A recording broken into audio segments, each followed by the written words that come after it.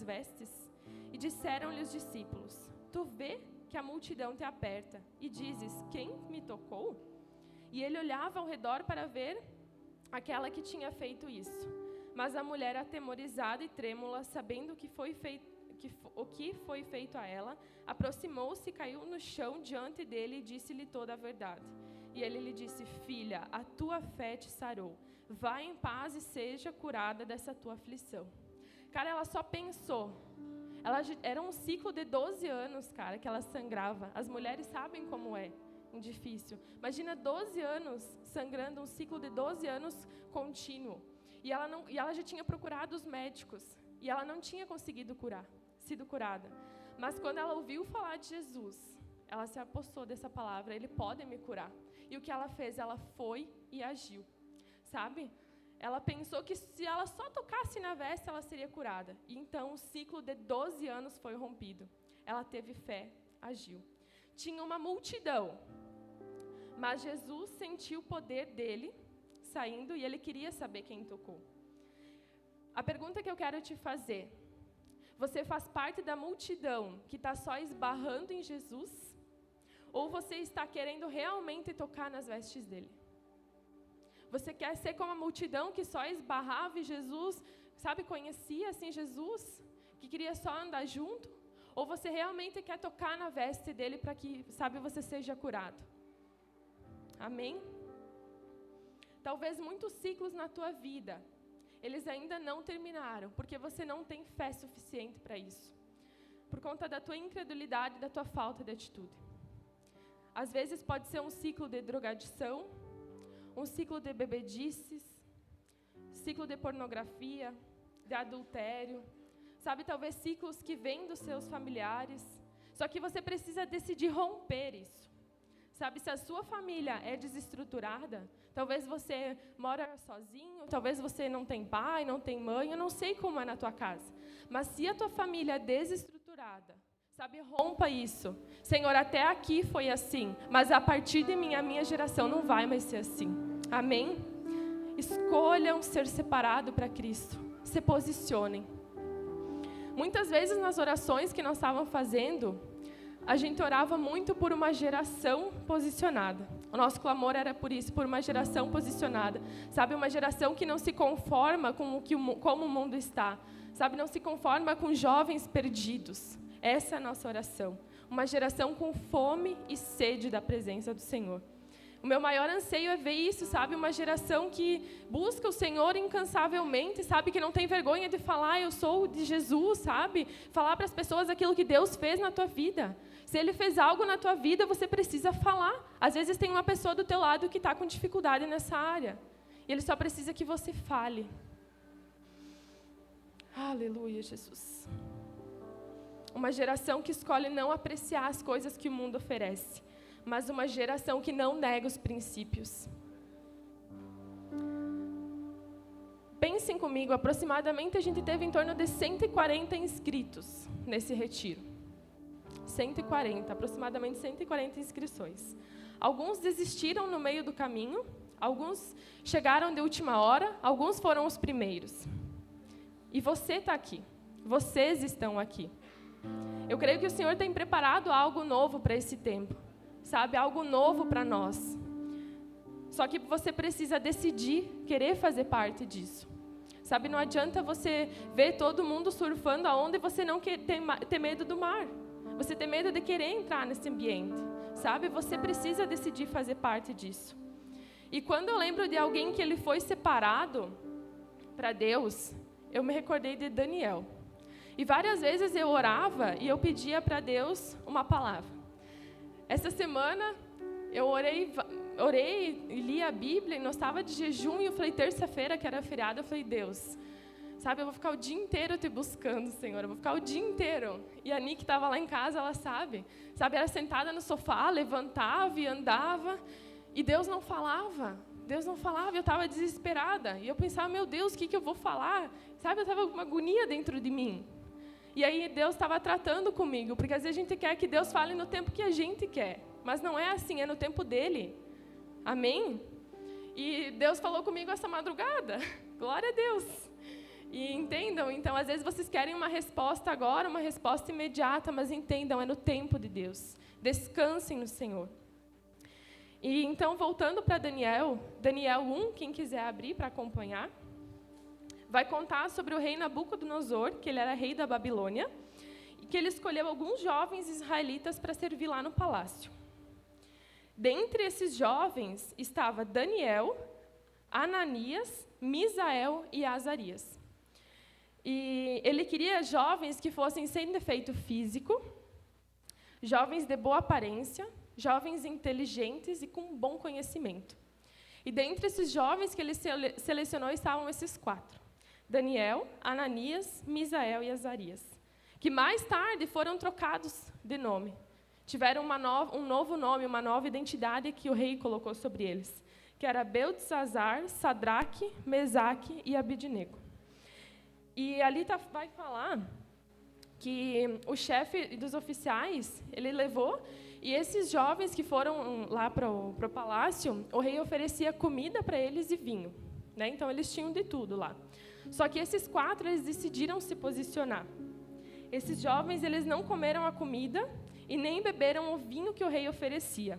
Eles não queriam se tornar impuros. E eles pediram para se abster disso.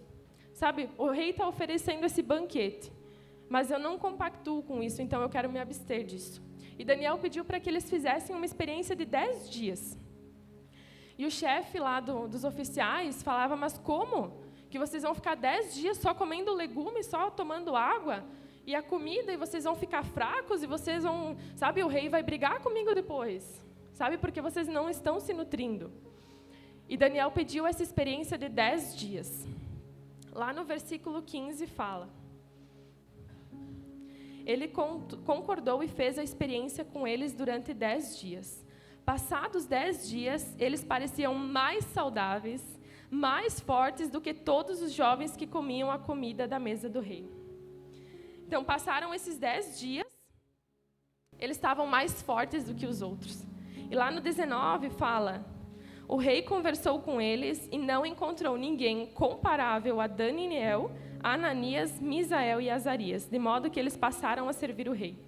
Então o rei se agradou deles. E eles estavam mais saudáveis. E sabe o que eu vejo nisso? Eles não comiam a comida e nem o vinho que o rei oferecia, porque o alimento deles era outro. O alimento deles era um pão. O alimento deles, a bebida que eles bebiam era uma fonte de águas vivas. Sabe, eles não queriam se alimentar daquilo que o rei oferecia. Eles estavam se alimentando do pão da vida e da fonte de águas. E quando a gente se alimenta desse pão, e quando a gente bebe dessa água que é do Senhor, a gente não tem mais fome. A gente fica totalmente satisfeito, sabe? A gente fica totalmente saciado a ponto de você falar, não, eu não quero, sabe? Eu não quero compartilhar com aquilo que o mundo compartilha. Eu quero me abster disso. Amém? Você quer desse pão? Você quer beber dessa fonte? Se posicionem. Se posicionem.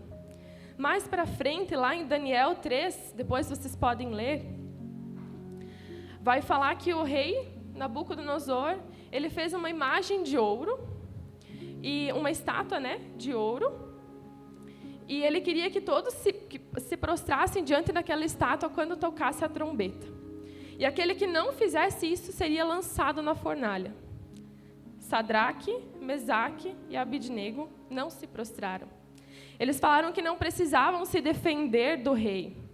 Eles sabiam que o Deus que eles serviam livraria eles. E eles falaram, se ele não nos livrar, tudo bem, mas a gente não vai se prostrar a essa estátua. E o que aconteceu? Eles sabiam em quem eles criam. Eles eram íntimos de Deus. Eles ficaram um tempo separados. Aleluia. O rei mandou, então, eles não se prostraram. O rei mandou acender uma fornalha, 7 vezes mais quente. Os soldados que estavam ali acendendo a fornalha, eles foram queimados e lançaram. E o que aconteceu?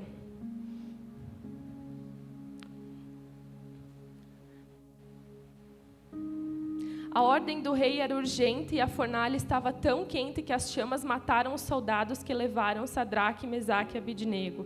E estes caíram amarrados dentro da fornalha em chamas. Mas logo depois o rei Nabucodonosor, alarmado, levantou-se e perguntou aos seus conselheiros: não foram 3 os homens amarrados que nós atiramos no fogo? Eles responderam: sim, ó rei. E o rei exclamou: olhem, estou vendo 4 homens desamarrados e ilesos andando pelo fogo, e o quarto se parece com o filho dos deuses. Glória a Deus. Eles saíram ilesos da fornalha, eles não foram queimados, sabe, sem nenhuma queimadura. O rei lançou 3 na fornalha, mas haviam 4 lá dentro. E o que significa? Ele está contigo. Ele pode te encaminhar para uma provação, sabe? Ele pode te encaminhar, pode trazer uma angústia para ti, ele pode te dar uma provação. Mas lembrem, ele está contigo. Ele está contigo. O Senhor estava com eles.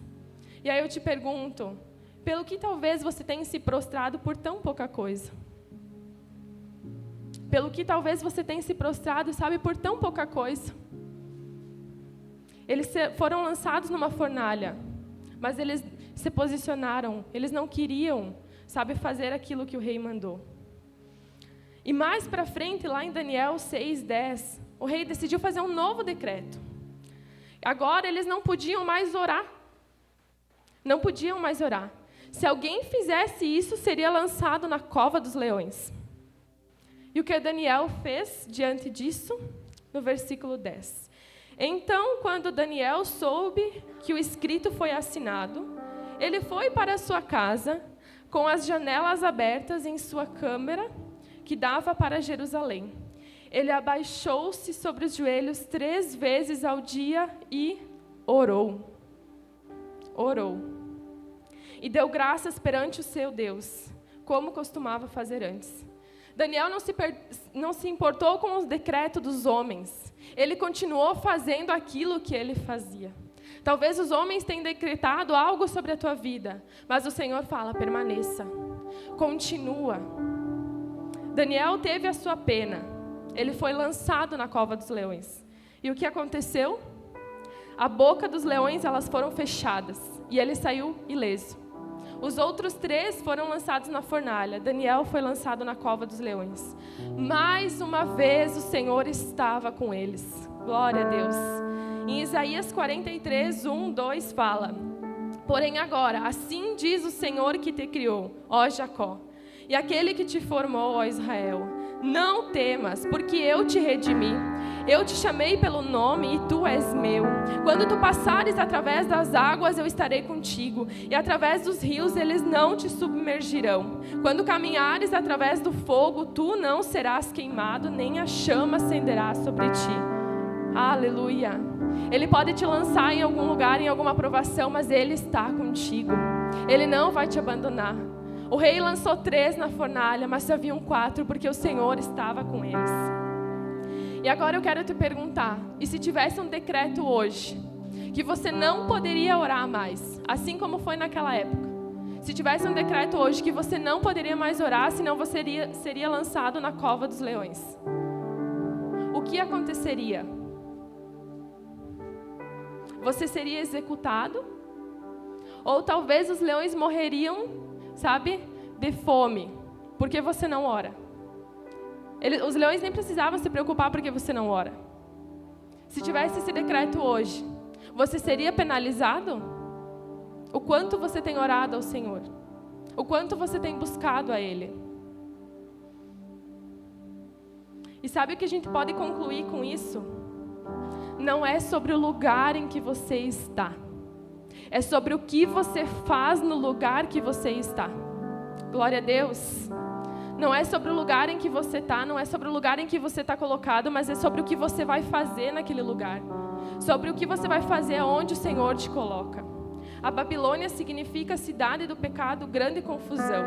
A Babilônia, quando esses jovens foram para lá, eles podiam muito bem se corromper, porque era conhecido como a cidade do pecado. Eles podiam muito bem se corromper, sabe, se prostrar à estátua. Eles poderiam parar de orar, não, porque veio um decreto dos homens. Mas eles permaneciam no decreto do Senhor sobre a vida deles.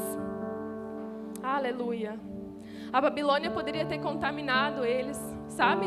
Poderia ter feito eles pararem de adorar o Senhor. Mas foi aqueles jovens que influenciaram a Babilônia. Você foi chamado para você influenciar as pessoas. Aonde você for, você carrega a presença do Senhor.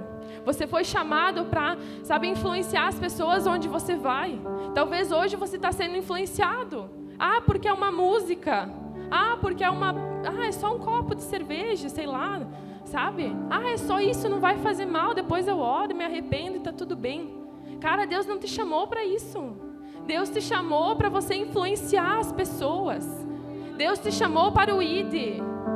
E o ID aí como uma carta viva. As pessoas vão conhecer Jesus primeiro através da tua vida. E o que você tem falado para essas pessoas? As pessoas enxergam Jesus em você. As pessoas enxergam Jesus na tua vida. Lá no teu trabalho, as pessoas enxergam você. Na tua escola, na faculdade. Sabe onde você vai? As pessoas conseguem enxergar Jesus em você. Ou as pessoas, só os da igreja conseguem ver isso. Só os da igreja conseguem ver. Podem até mudar o teu nome, mas não podem mudar aquilo que você carrega. Podem mudar o teu nome, assim como fizeram. Era Daniel, Ananias, Azarias, enfim, esses nomes. Mudaram o nome deles. Mas a essência que eles tinham, aquilo que eles carregavam, não foi mudado. Talvez tenha alguém que está dando uma identidade para você, porque você é mentirosa. Cara, mas dentro de você, a essência que você carrega não é isso. A essência que você carrega é a verdade de Deus. Assim como foi falado antes no louvor, você não é aquilo que as pessoas falam que você é. Você é aquilo que o Senhor quer que você seja. Sabe? Se renda ao que o Senhor quer que você seja. Jovens, se posicionem no Senhor. Se posicionem no Senhor. Muitos querem viver o avivamento, mas não estão dispostos a sacrificar nada. Não estão dispostos a sacrificar. Aleluia, Senhor. Escolham ser separados para Deus. Aí você pode me perguntar, mas o que é ser separado para Deus? Ser separado para Deus é decidir se preservar de tudo aquilo que te faz mal e você querer se purificar, sabe? É ter um caráter cada vez mais parecido com o caráter de Cristo. Sabe, ser separado para Deus é isso. Cara, se eu vou num lugar e aquilo não vai fazer bem para mim, eu não vou. Sabe, é você ser separado. Cara, se o mundo, ele bebe, se o mundo fala mentira, se o mundo adultera, sabe, se o mundo não honra os pais, sabe? Cara, com Deus não é assim. Com Deus você é verdadeiro, você é um adorador. Sabe, Deus, você é um verdadeiro evangelista, cara. O evangelista não é aquele que vai ser enviado para as nações pregar. Cada um aqui é evangelista. Você é evangelista onde você for. Sabe, às vezes tem alguém do teu lado, cara, precisando disso. Deus me fez lembrar agora de uma vez que eu estava no trabalho. E na empresa que eu trabalho, a gente tem 15 minutos por segunda-feira, na segunda-feira de manhã, para a gente fazer uma oração. E quando a gente faz essa oração, a gente se reúne, alguém leva algo e a gente faz uma oração. E eu lembrei, cara, é a oportunidade que eu tenho de falar de Deus. Sabe, cada semana é uma pessoa que faz. E uma vez eu levei uma palavra, não lembro mais sobre o que era, mas eu levei uma palavra, sabe, e eu orei por eles, porque geralmente a gente faz a oração do Pai Nosso, né, que é universal. Mas eu falei, eu quero que vocês fechem os olhos e a gente vai fazer uma oração. E eu comecei a orar por eles e eu falei, agora cada um fala uma palavra pelo que você é grato.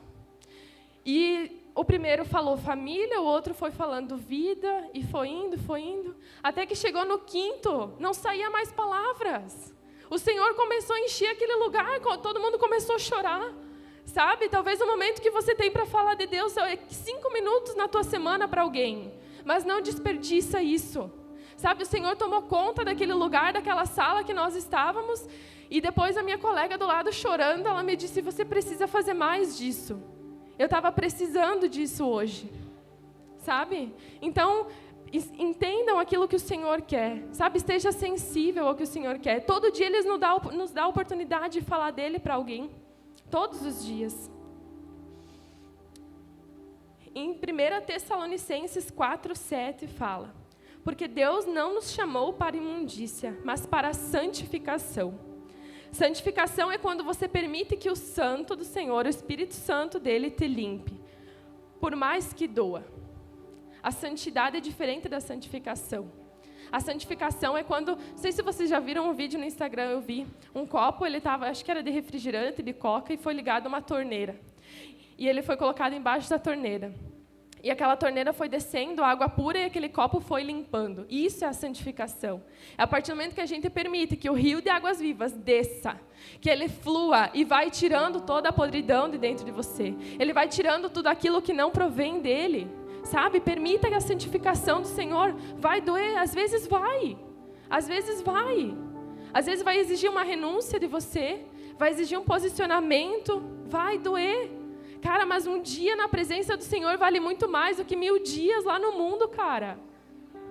Vale muito mais, sabe? Ser santo não é sobre você não se sujar mais. Às vezes as pessoas acham que ser santo, agora eu sou santo e eu não me sujo mais, eu não tenho mais pecado. O pecado do crente, ele muda, né? Às vezes o pecado é outro, a gula talvez. Mas o pecado, a gente está sempre sujo. Sempre sujo. Só que ser santo é sobre você querer se limpar, cara. Toda vez você não se conformar como você está e você querer se limpar. Não é sobre você não se sujar, mas é sobre você estar se limpando em todo o tempo. Aleluia. Se você está aqui nesse lugar, é porque você quer algo do Senhor. Talvez você só se inscreveu e não sabia o que era. Talvez você veio aqui porque você quer um renovo do Senhor. Talvez você nem sabe o que você está fazendo aqui. Mas entrega para o Senhor. Talvez você quer uma experiência nova, um entendimento novo. Às vezes a gente pensa que eu preciso mudar porque senão eu vou para o inferno. Né? Às vezes a gente pensa isso, eu preciso mudar porque senão eu vou para o inferno. Cara, a tua mudança não é por medo de ir para o inferno. A tua mudança ela deve ser porque você tem anseio de ir para a eternidade. Sabe, a partir do momento que você quer mudar só porque você tem medo do inferno, cara, não faz sentido. Você tem que ansiar do Senhor. Aleluia. Você não muda quando você está na igreja. Às vezes você acha, eu vou para a igreja, agora eu estou santo, agora eu mudei. Você só vai mudar quando Cristo estiver em você. Não é a igreja que vai mudar você. Não é a igreja que vai mudar o teu pensamento, a tua atitude, o teu caráter. É Cristo que faz isso na nossa vida. É Cristo que faz isso na nossa vida. E essa mudança, ela começa de dentro para fora. Ela não é uma mudança exterior.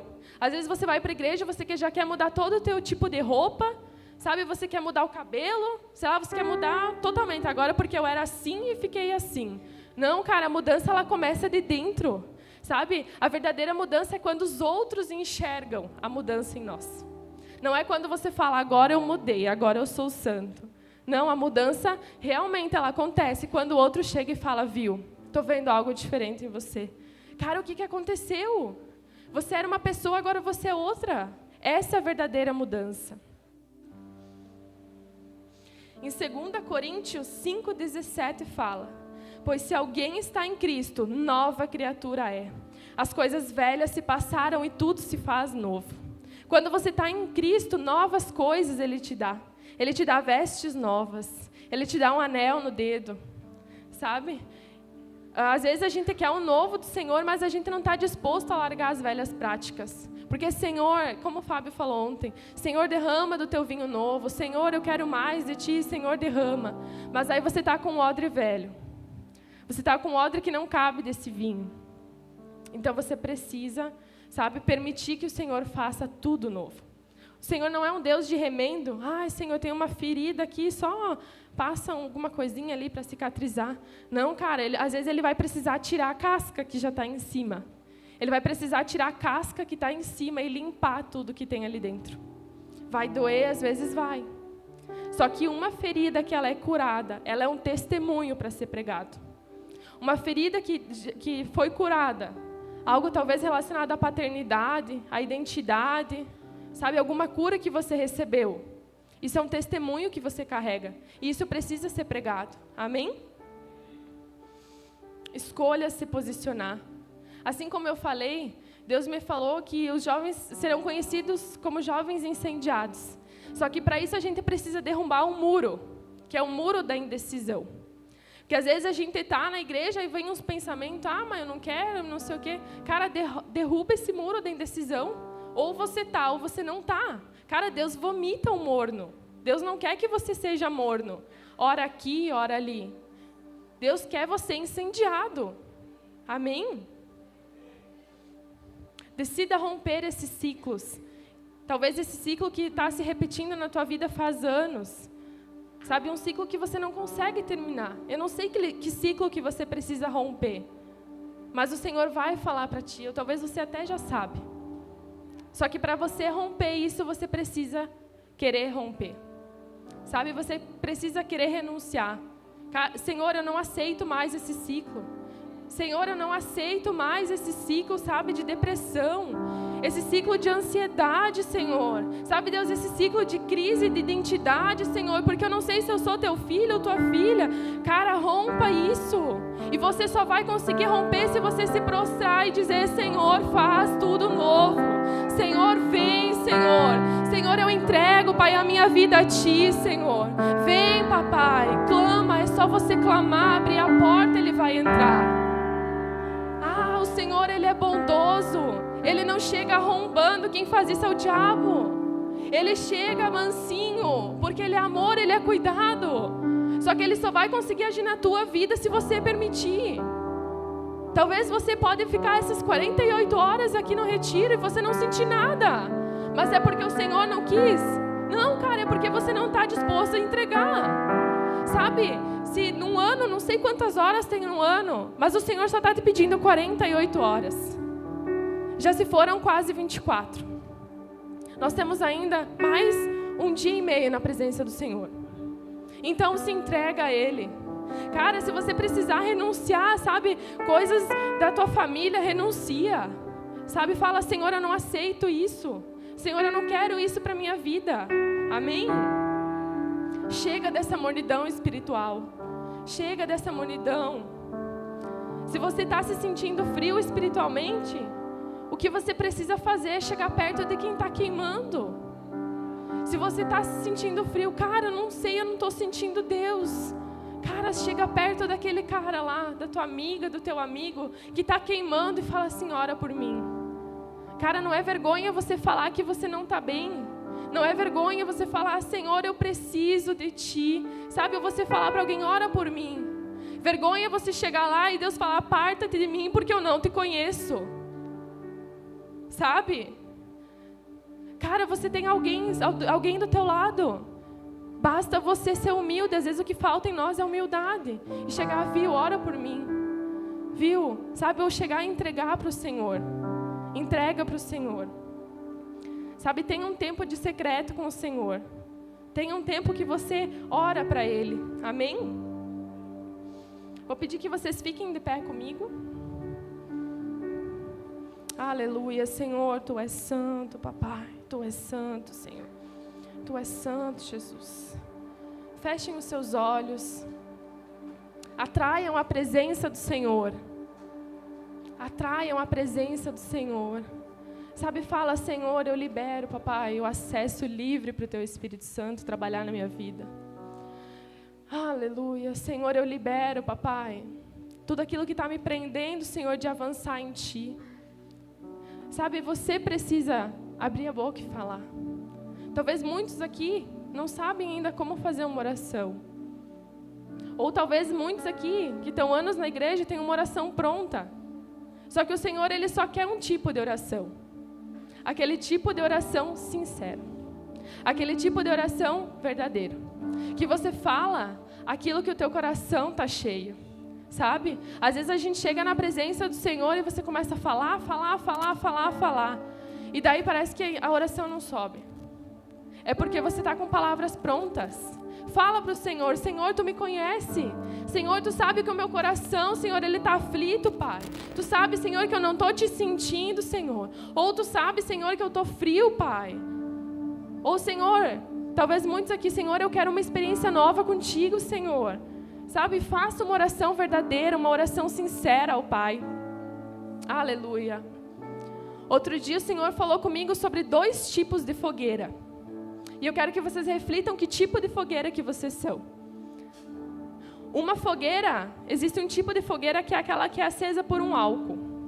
Logo, o fogo ele vai queimar intensamente, porque quando você lança o álcool, ele já vai inflamar. Mas alguns segundos depois, talvez esse fogo ele já se apaga. Sabe por quê? Porque esse é um fogo produzido por fora. Porque ele é um fogo externo. É uma chama alta por fora, mas talvez dentro não tem nenhuma faísca. E essa é uma fogueira que ela é inconstante. Mas existe um outro tipo de fogueira, que ela começa com um pouquinho de óleo dentro. Sabe quando você precisa fazer o fogo, e você às vezes precisa colocar um pouquinho de óleo para ele acender? Quando a gente acende essa fogueira, o fogo às vezes ele pode demorar um pouquinho para começar a queimar. Mas ele é um fogo constante, porque quando ele começar a incendiar, vai ter faísca, vai ter fogo, vai ter labareda. Sabe por quê? Porque esse ele é um fogo produzido interno. Talvez você está querendo produzir um fogo externo, mas aí dentro não tem nenhuma faísca, não tem nada. Deixa o óleo do Senhor descer sobre você. Deixa o óleo do Senhor descer, sabe, sobre a tua lenha. Coloque a lenha no altar. Deixa o óleo do Senhor descer. Que quando vir esse fogo, ele vai queimar. E talvez ele não vai queimar só a tua vida, mas ele vai queimar aqueles que estão próximos de ti. Essa fogueira, ela vai produzir brasa. E talvez em algum dia que você não estiver tão aceso, tão queimando, vai ter brasa suficiente ali. Isso vai fazer você parar de ser inconstante. O óleo, ele representa a unção do Senhor. Se tiver o óleo dentro, o fogo não apaga. Se tiver o óleo dentro, o fogo ele não se apaga. O Senhor deseja derramar o fogo dele nesse lugar. Sabe, ele deseja soprar essas cinzas que talvez está no teu coração. Sabe, ele deseja que você incendeie novamente. Clame ao Senhor por isso, Senhor. Derrama do teu óleo, papai. Derrama, Senhor, do teu fogo, Senhor. Eu não quero ser morno, papai, eu não quero ser frio, pai, mas eu quero ser incendiado, Senhor, na tua presença, pai. Eu quero, Senhor, produzir uma fogueira, Senhor, com óleo, com unção, papai. Eu quero produzir uma fogueira, Senhor, que ela começa a acender dentro, papai, e depois ela vai para fora. Não seja aquele tipo de fogueira que as pessoas toda hora têm que estar jogando álcool em você, mas dentro não tem nada. Dentro não tem nada. Aleluia, Senhor, aleluia, papai, tu és santo, Senhor, tu és santo. Aleluia, fecha os teus olhos. Senhor, tu és bem-vindo, Pai, nesse lugar, Senhor. Tu és bem-vindo, Senhor, aqui, Pai. Nós podemos sentir, Senhor, o teu poder nesse lugar, Senhor. Nós podemos sentir, Senhor, o teu poder nesse lugar. Aleluia. Talvez você seja aquele que precisa romper um ciclo hoje. Talvez você precisa ser aquele que precisa romper um ciclo na tua vida de anos. Sabe, entrega esse ciclo para o Senhor. Derrama aqui no altar dele. Sabe, derrama aos pés dele. Ou talvez você é aquele que está assim como a fogueira que eu falei antes, só com fogo externo, mas não tem nada queimando aí dentro. Ei, amada, é tempo de deixar que o óleo do Senhor desça. Aleluia. Aleluia. Vocês estão livres. Se vocês querem vir aqui, nós estaremos orando por vocês. Aleluia. Deixem que o Senhor fale ao coração de vocês. Amém.